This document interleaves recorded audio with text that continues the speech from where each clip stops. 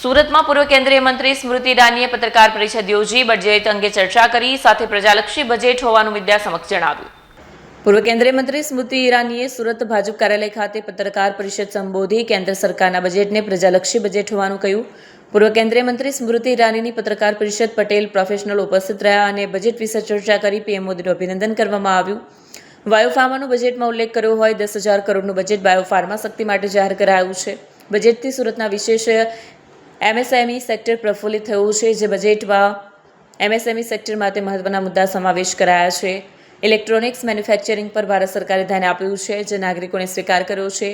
વર્ષ 2014ની સરખામણીએ 37 બિલિયન વિકાસની વાતો થાય છે. મેન્યુફેક્ચરિંગ, બાયોફાર્મા સહિત ઇલેક્ટ્રોનિક માટે બજેટમાં પ્રાવધાન કરાયું છે.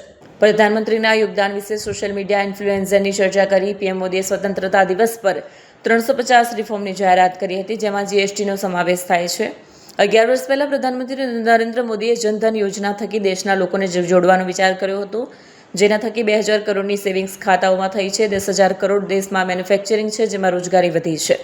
સરકાર જ્યારે કોઈ આઉટલેટની જાહેરાત કરી છે ત્યારે મધ્યમ વર્ગના લોકોને ધ્યાનમાં રાખીને કરે છે, તેમ સ્મૃતિ ઈરાનીએ કહ્યું હતું.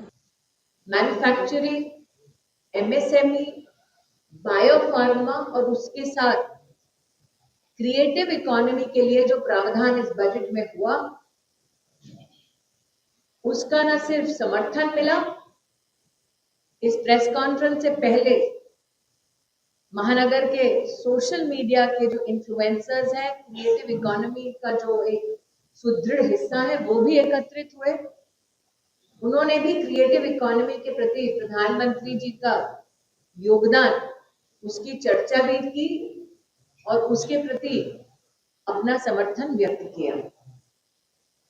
हम सब जानते हैं देश में 10 करोड़ महिलाएं सेल्फ हेल्प ग्रुप्स के माध्यम से देश की अर्थव्यवस्था में उत्तम योगदान दे रही है.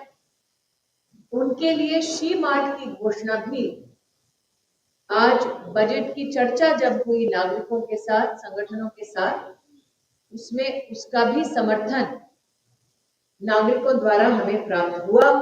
प्रधानमंत्री जी के प्रति बधाई संदेश हम संगठन के माध्यम से पहुंचाने का संकल्प ले चुके हैं, व्यवस्था परिव्यय कर रहे हैं.